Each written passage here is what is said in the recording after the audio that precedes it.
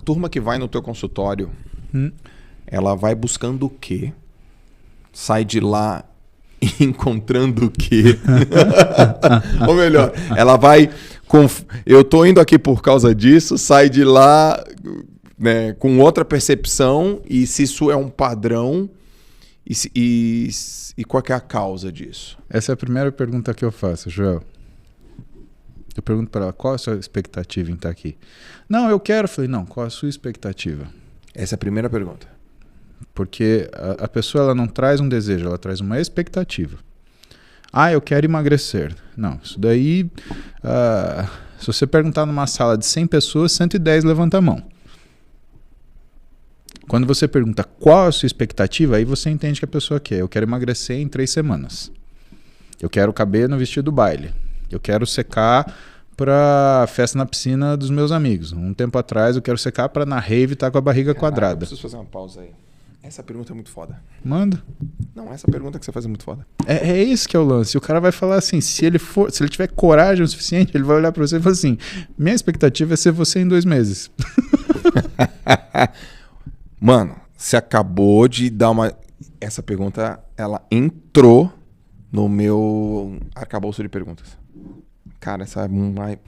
Que honra minha. Né? Não, é diferente. Com toda humildade. Eu tenho muita... Desculpa te interromper, você já volta, tá? Imagina. Eu tenho um costume de fazer perguntas no dia a dia, sabe? Método socrático, sai perguntando. Sim. E eu acredito que as perguntas poderosas, elas têm essa capacidade, né? Tirar o cara de rodar, correr atrás do rabo, dar clareza. E eu pergunto muito, cara, o que tu quer? O que você quer? O que você quer? Mas qual é a sua expectativa? E aí o que você faz depois que você faz essa pergunta? Você encontra, você alinha, você alinha as expectativas? Eu deixo a pessoa chegar nas suas próprias conclusões, João, porque não existe convencimento. Não existe. Tá? O que existe é a pessoa... Ele é muito bom esse cara. Ter compreensão. Muito bom, velho. É a compreensão. Eu vou prestar medicina. Só pra trabalhar no teu consultório. Você tem estágio lá garantido. Será que vai ter curso de dança? Não, vai se fuder. Não, de jeito nenhum. Eu tentei fazer yoga uma época. Mas você tem que cancelar essa disciplina. Não existe convencimento? Não existe, cara. Você não convence ninguém. Não, as pessoas, elas chegam a conclusões. Né? Então, bom, deixa eu te contar uma história. Essa história foi engraçada. No meu consultório, a idade média são pessoas acima de 30 anos, né, até uns 60. E o que é a maioria da minha população. Né? A gente hoje passou de 20 mil pacientes, né, desde que eu comecei a atender, né, em 2005, 2006. Né? A gente passou de 20 mil pacientes. Quem que é a maioria? Né? A gente tem homens e mulheres praticamente na mesma proporção, mas a curva de Gauss lá, 95% do pessoal é pessoas entre 30 e 60 anos. Muito bom. Tá bom? E aí numa dessa eu cuidava de um casal, cuido até hoje, e...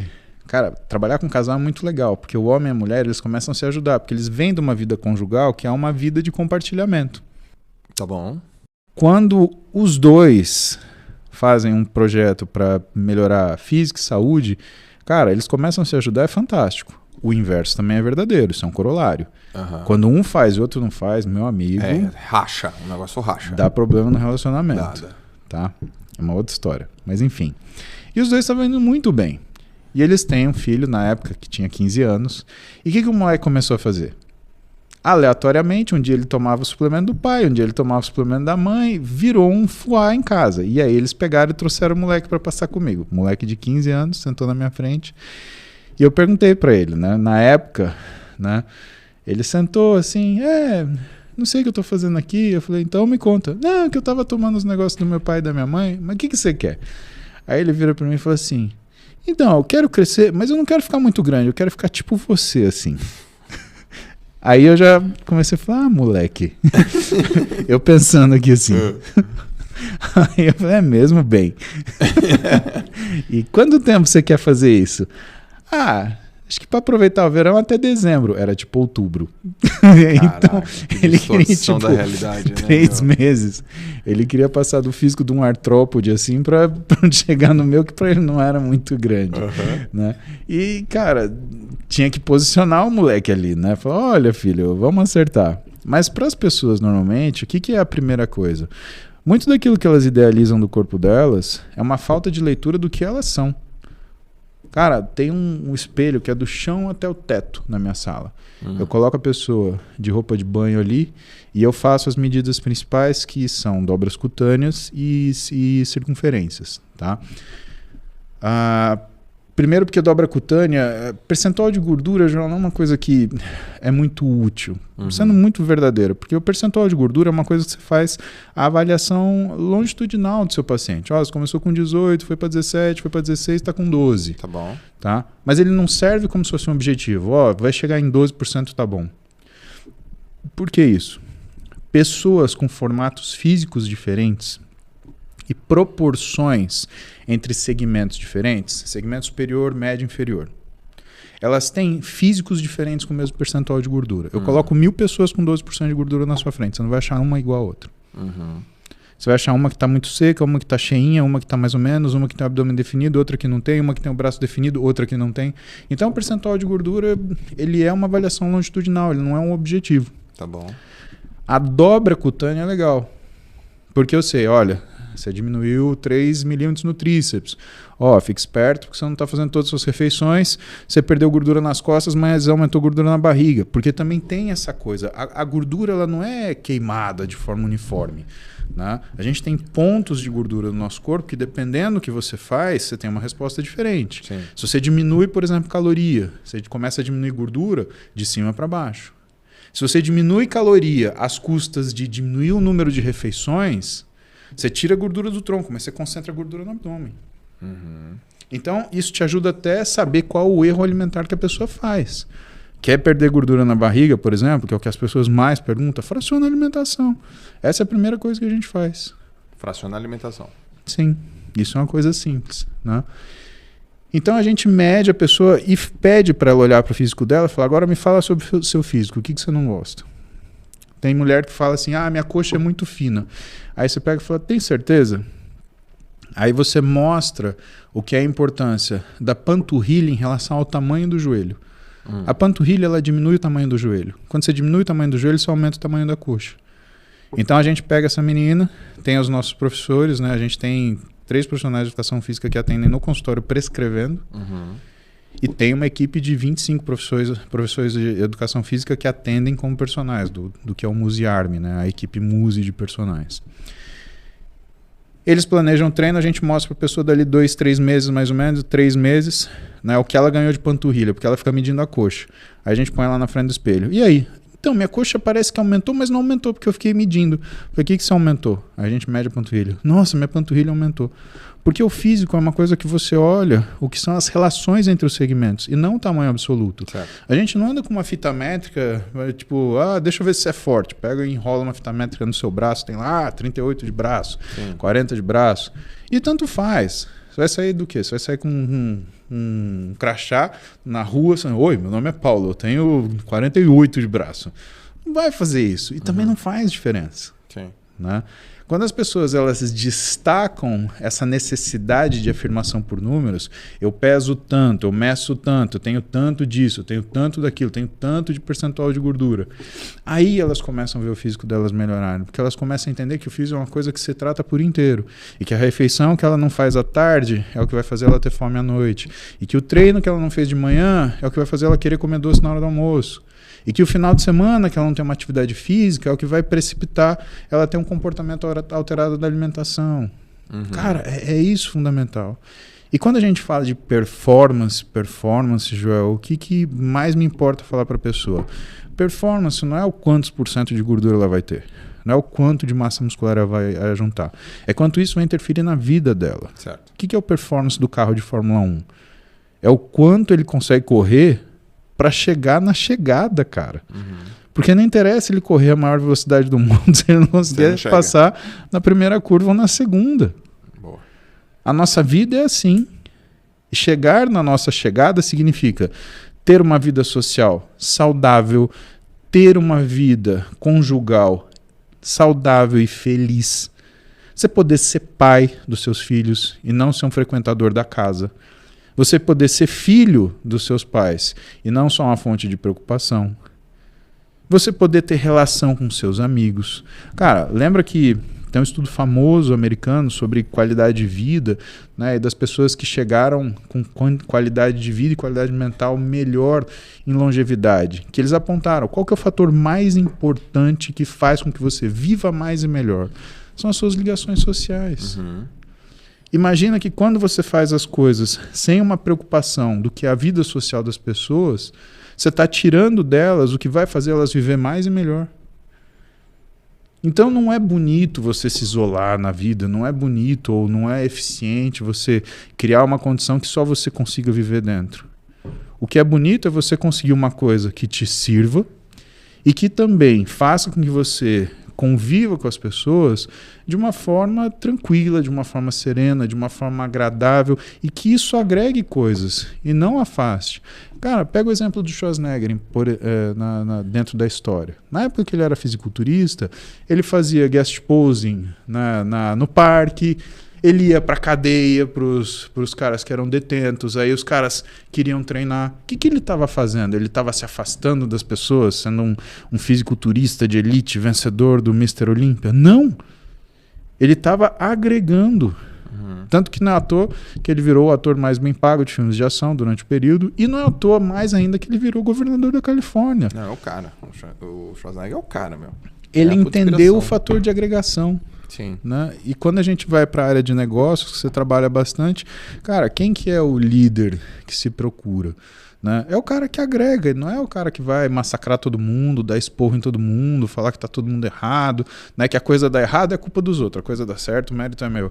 É isso, é o sujeito que entendeu isso da vida, né? É o sujeito que entendeu isso das outras pessoas, né? Que quando a gente vê que, pelo menos quando você vê grandes psicólogos falando de estudos de agregação de pessoas, o que as pessoas estão atrás? O que as pessoas procuram? O que é importante para as pessoas? São duas coisas, cara. Gratidão e reconhecimento. E não para você fazer um bordão, mas para você fazer da sua vida. Gratidão aos outros, gratidão a você mesmo, reconhecimento aos outros, reconhecimento a você mesmo, porque nem sempre as pessoas vão olhar para você e te dizer obrigado. Mas você tem que se sentir gratificado, porque você tem que saber que você fez bem para essa pessoa. Sim. Então, no final das contas, cara, quando a gente informa para as pessoas o que é performance, aí ela começa a entender um pouquinho mais. Pô, então eu tenho que fazer de um jeito que eu não atrapalhe o ritmo da casa inteira, né? Mas eu não consigo treinar de final de semana. Não tem importância, vamos fazer outra coisa, vamos desenvolver. Você vai sair com sua mulher andar de bicicleta, né? A gente vai conseguir um professor particular para você, para te dar luta, né? Teve uma época que meu professor de boxe, aliás, João Isidoro, beijão pra você. Eu falei assim, cara, minha mulher precisa dar umas porradas e não pode ser em mim, né? Aí eu chamei ele pra dar aula pra gente. João, não funcionou, porque a primeira coisa que ela quis fazer depois que o João ensinou ela a socar foi me socar. Cara, te juro por Deus, eu postei esse vídeo no Instagram outro dia, ela foi me socar e me chutar, e achou legal pra caramba. Sabe, foi, ô Maria da Penha. Porra. Ela fala, não, você aguenta. Olha o sacão aí de pancada, desse tamanho bonitão. Assim, 120 quilos pra sentar a bota, né, cara? Sentar a bota. Então, cara, essas coisas são muito legais, né, cara? Olha só a reflexão, o cara entra com uma expectativa. Sim. Você pergunta sobre a expectativa dele e ele sai já na primeira consulta. Qual que é o sentimento? Ele sai mais leve? Ele sai com clareza? Ele frustra? Pô, não era isso que eu tava pensando? Nossa, cara, ele sai mais... Nossa, putz, eu não preciso me comparar desse jeito. Ele sai mais holístico. Ele sai com uma referência. Por que com uma referência, Joel? Porque às vezes é muita coisa para processar. Eu sempre pergunto ao meu paciente. Eu falo, cara, falei muito na tua orelha. Tá. Eu sempre pergunto isso pro paciente. Por quê? Porque eu acho importante que o paciente fale. Que o paciente, ele diga tudo que ele tem para me dizer. E por que ele sai com uma referência? Porque todos os meus pacientes têm meu telefone. Porque eu sei que aquilo que a gente vai mexer em relação à performance não é uma coisa que você vai falar no seu consultório 1 hora e acabou, resolveu. Eu tenho, felizmente, uma série de pacientes que têm profissionais de educação física sendo seus personal trainers. Né? Outros tantos a gente encaminha para personagens e eles fazem essas aulas regulares. E o personal ele tem essa capacidade, habilidade, essa função de reverberar o que a equipe fala, tanto do médico quanto do nutricionista. E no caso dos pacientes em reabilitação, na fisioterapia. Tá? Mas em situações que não tem isso, você precisa ser uma referência para o seu paciente. Né? Sabe, eu vejo isso... Eu cresci em Marília, uma cidade no interior de São Paulo. Eu nasci em São Carlos. Iara Clube de Marília. Como assim? Você nadou lá no Iara? Não, eu tive 2 caras que competiram comigo, Casca Grossa de Marília. Foram os meus adversários mais difíceis. Você lembra o nome? Lembro. Armando Pedroni e Henrique Pedroni. Irmãos. Vixe Maria. Mas o Henrique foi mais casca grossa, porque a gente era da mesma categoria, mesma idade. Ele ganhava o campeonato, ganhava outro. Ele ganhava um, ganhava outro. E assim foi anos. Eu treinava no Iara. Pô, cara... Beijo pra ver. Pô, Henricão, Armando depois foi nadar comigo também, casca grossa. Pô, beijo pra vocês, saudade. Iara Clube de Marília. Um abraço pra galera do Iara. Demais, caramba. Pra Marília.